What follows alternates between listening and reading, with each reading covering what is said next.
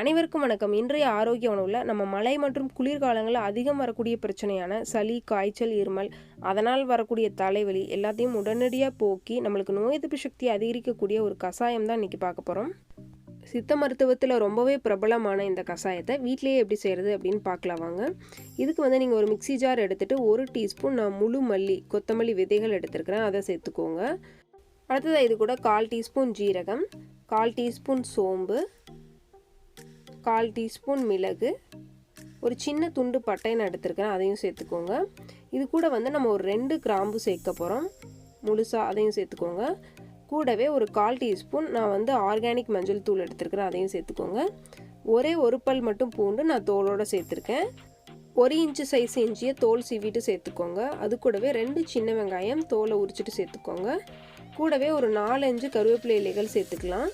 இது எல்லாத்தையும் நம்ம மிக்சியில் ஒரு 1-2 அரைச்சி எடுக்க போகிறோம். நீங்கள் இதை நைஸாக அரைக்க தேவையில்லை. இந்த மாதிரி நீங்கள் கொரப்பாக நல்லா அரைச்சி எடுத்துக்கோங்க. உங்கள்கிட்ட அந்த உரல் அல்லது இடிக்கிற கல் இருக்குது அப்படின்னா அதில் கூட நீங்கள் எல்லாத்தையும் இடிச்சிட்டு சேர்த்துக்கலாம். இந்த கஷாயம் வைக்கிறதுக்காக நான் ஒரு 2 கப் தண்ணி இந்த பாத்திரத்தில் சேர்த்துருக்குறேன். இது பார்த்திங்கன்னா நம்ம ஒரு நபர் குடிக்கிற அளவில் சரியாக இருக்கும். இப்போ நம்ம அரைச்சி வச்சுருக்கிற இந்த மூலிகைகள்லாம் உள்ளே சேர்த்துக்கலாம். இதை சேர்த்துட்டு நல்லா ஒரு வாட்டி கலந்து விட்டுடுங்க.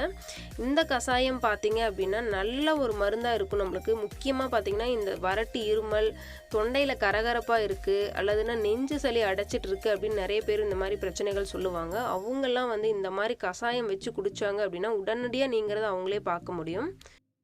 இந்த கஷாயம் பார்த்திங்க அப்படின்னா ஒரு 10 நிமிஷம் நீங்கள் மிதமான தீயில வச்சுட்டு நல்லா மூடி போட்டு கொதிக்க விட்டுடுங்க. அப்போ தான் நம்ம சேர்த்துருக்கிற இந்த இஞ்சி, பூண்டு, வெங்காயம் அதில் இருக்க சாரெல்லாம் இறங்கி நம்ம குடிக்கும்போது ஒரு முழுமையான பலன் கிடைக்கும்.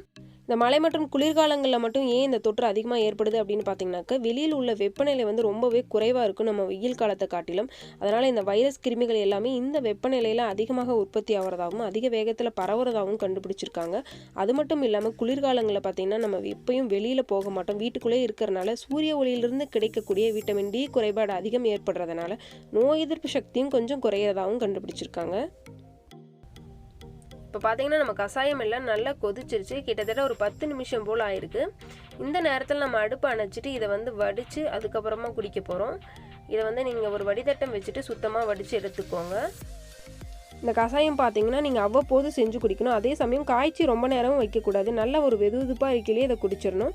இது கூட நான் 1 டேபிள் ஸ்பூன் அளவுக்கு தேன் சேர்க்குறேன். தேனுக்கு பார்த்திங்கன்னா நிறைய மருத்துவ குணங்கள் இருக்குது. முக்கியமாக இந்த சளி காய்ச்சல் வரும்போதெல்லாம் பார்த்திங்கன்னா வர தொண்டை கரகரப்பு, தொண்டையில் வர புண் அதையெல்லாம் ஆற்றக்கூடிய ஆற்றல் ரொம்பவே அதிகமாக இருக்குது.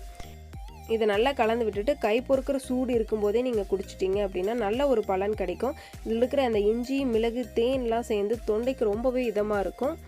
உங்கள் வீட்டில் யாருக்காவது இந்த மாதிரி சளி காய்ச்சல், இருமல் தொல்லைகள் அதிகமாக இருக்குது அப்படின்னா நீங்களும் மறக்காமல் இந்த கஷாயத்தை வீட்டில் முயற்சி செய்து பாருங்கள்.